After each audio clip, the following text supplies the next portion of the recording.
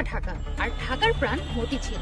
সেই মতিঝিল লাগোয়া বাসাবো, খিলগাঁও, মগবাজার, রামপুরা, বনশ্রী ও বাড্ডার বিভিন্ন এলাকা রাজধানীর ঘনবসতিপূর্ণ এলাকার অন্যতম। আর সেই এলাকাগুলোতেই প্রকাশ্য দিবালোকে চলে মাদক বাণিজ্য, চাঁদাবাজি, দখল, ছিনতাই, হত্যার মতো ঘটনা। এমনই এক চক্রের নেপথ্যে থাকা স্বাধীন রুমি সিন্ডিকেটের অনুচর সুজনের সন্ধান মেলে, যার দৌরাত্ম্য রাজধানীর খিলগাঁও, রামপুরা, বাড্ডা ও বনশ্রী এলাকায়।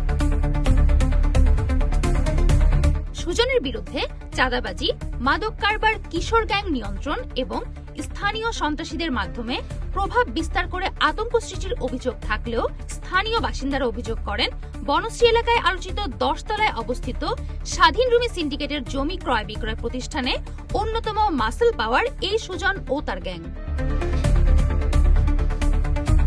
শুরুতে সুজনের মাসল পাওয়ার বা পেশি শক্তির অস্তিত্ব না থাকলেও সম্প্রতি এক লেনদেনে রীতিমতো প্রতিষ্ঠিত ব্যবসায়ী বনে যান এই সুজন।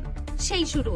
এখন সেই অর্থ ব্যবহার করে তিনি রাজধানীর বিভিন্ন এলাকায় সন্ত্রাসী কর্মকাণ্ড পরিচালনা করে তার জমি বেচা কেনার ব্যবসাটি টিকিয়ে রাখেন। তার প্রভাব বলয়ে স্থানীয় সন্ত্রাসীদের মাধ্যমে চাঁদাবাজি, মাদক কারবার এবং কিশোর গ্যাং পরিচালনার মতো কর্মকাণ্ড সংগঠিত হচ্ছে।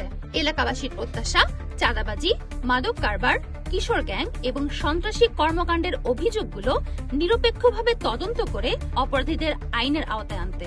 আশেপাশে আপনার হলো যত নেশাখোর, যত বাবাখোর সব আড্ডা হয়ে গেছে এলাকাটা টিকা মুশকিল হয়েছে। সাধারণ মানুষের একটাই চাওয়া, ভয় নয় স্বস্তি, দখল নয় আইনের শাসন, আতঙ্ক নয় নিরাপদে ব্যবসা ও স্বাভাবিক জীবনযাপনের নিশ্চয়তা। এখন সবার নজর সংশ্লিষ্ট কর্তৃপক্ষের দিকে। তদন্তের মাধ্যমে সুজন ও তার বাহিনীকে গ্রেফতার করে দ্রুত শাস্তির আওতায় নিয়ে আসা এবং আইনের সুষ্ঠু প্রয়োগের মাধ্যমে এলাকায় শান্তি ও নিরাপত্তা ফিরে আসবে, এমনটাই প্রত্যাশা স্থানীয়দের।